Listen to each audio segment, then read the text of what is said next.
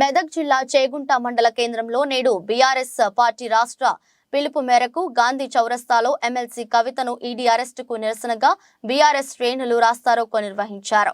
రోడ్లపై బైఠాయించి Modi down down అంటూ నాదాలు చేశారు.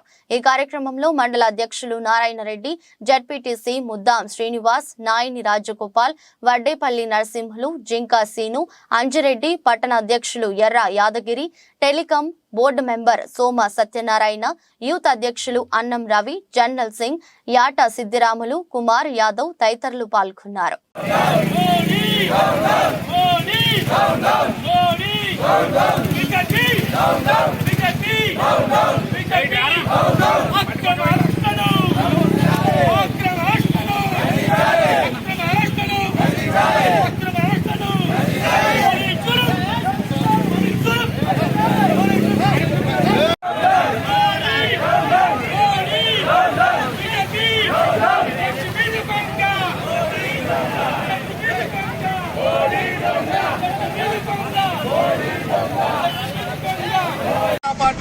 కాంగ్రెస్ పార్టీ ఇలా రాష్ట్రంలో ఉన్నటువంటి అధికార పార్టీ, ఇలా దేశంలో ఉన్నటువంటి బీజేపీ పార్టీ రెండు కూడవలుపుకొని ఈ రోజు ప్రజల పక్షాన పనిచేస్తున్నటువంటి మా టీఆర్ఎస్ అభ్యర్థి ఎమ్మెల్సీ కవిత గారిని అరెస్ట్ చేయడం తీవ్రంగా ఖండిస్తా ఉన్నాం.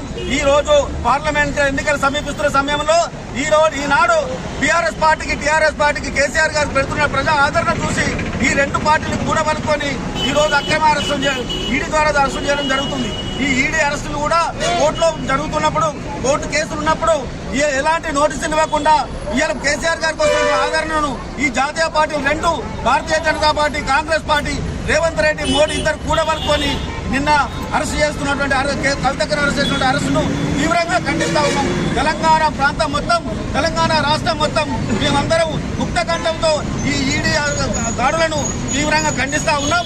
భారతీయ జనతా పార్టీ నరేంద్ర మోడీ గారికి పార్లమెంట్ ఎన్నికల్లో తెలంగాణ సత్తా కేసీఆర్ గారి పిలుపు మేరకు కేసీఆర్ గారు ఇచ్చే ఇవాళ ఎంపీ పార్లమెంటులో బలమైనటువంటి మెజార్టీనిచ్చి పార్లమెంట్ విధాన్ని సంగతి చూస్తాం. ఇలా మమ్మల్ని అరెస్ట్ చేసినంత మాత్రాన్ని ఇక్కడ ఆగదు. ఈ రోజు ఉన్నటువంటి అరెస్టులు కేవలం తాత్కాలికమైన అరెస్టులే తప్ప ఈ అరెస్టులతో తెలంగాణ రాష్ట్రం ఇక్కడ ఆగిపోదు, టీఆర్ఎస్ పార్టీ ఆగిపోదు. నీ బెదిరింపులకు, నీ భయభ్రాంతులకు ఇలా టీఆర్ఎస్ పార్టీ బెదిరని చెప్పి స్పష్టంగా మేము చెప్తా ఉన్నాం. ముఖ్యంగా నరేంద్ర మోడీకి, రేవంత్ రెడ్డికి హెచ్చరిస్తా ఉన్నాం. మీరు పోలీసులను అడ్డం పెట్టుకొని, ఈడీలను అడ్డం పెట్టుకొని మా బీఆర్ఎస్ పార్టీ ఎమ్మెల్యేలను కూడా మీరు బెదిరిస్తా ఉన్నారు బిడ్డ. రాబోయే రోజుల్లో మీరు తగిన మూల్యం చెల్లించక తప్పదు. మేము కూడా ప్రతీకారం తీసుకునే రోజులు దగ్గరగా ఉన్నాయి. ఖబర్దార్ బిడ్డ, మా ఎమ్మెల్యేల గారిని కానీ మమ్మల్ని కానీ మీరు ముట్టుకున్నట్లయితే తెలంగాణ రాష్ట్రంలో మిమ్మల్ని భూస్థాపితం చేయడం ఖాయమని చెప్పేసి హెచ్చరిస్తా ఉన్నాం. ఈరోజు మా ఎమ్మెల్సీ కవితక్క గారి అరెస్టును నిరసిస్తూ చేగుంట మండల కేంద్రంలో వారాస రాష్ట్ర పార్టీ పిలుపు మేరకు నిరసన వ్యక్తం చేయడం జరిగింది. ఈడీని అడ్డం పెట్టుకొని అక్రమంగా రైడులు చేపిస్తూ ప్రజా ఆదరణ పొందినటువంటి, ప్రజల్లో ఉన్నటువంటి భారత రాష్ట్ర సమితిని దెబ్బతీయాలనేటువంటి పార్లమెంట్ ఎన్నికల్లో లబ్ధి పొందాలని ఈడీని అడ్డం పెట్టుకొని మోడీ ఒక కుట్రపూరితంగా వ్యవహరిస్తా ఉన్నాడు. తక్షణమే బేషరతుగా అక్రమంగా అరెస్ట్ చేసినటువంటి మా కవితక్కను విడుదల చేయాలని చెప్పేసి, అక్రమంగా పెట్టే కేసులను కూడా ఎత్తివేయాలని చెప్పేసి భారత రాష్ట్ర సమితి చేగుంట మండల పార్టీ తరఫున డిమాండ్ చేస్తా ఉన్నాం. ఈ అక్రమాల అరెస్టులకు లేదు. తెలంగాణ ప్రజల ఆకాంక్ష మేరకు అనేక రకాలైనటువంటి ఉద్యమాలు చేసినాం. తెలంగాణ రాష్ట్రాన్ని సాధించుకున్నాం.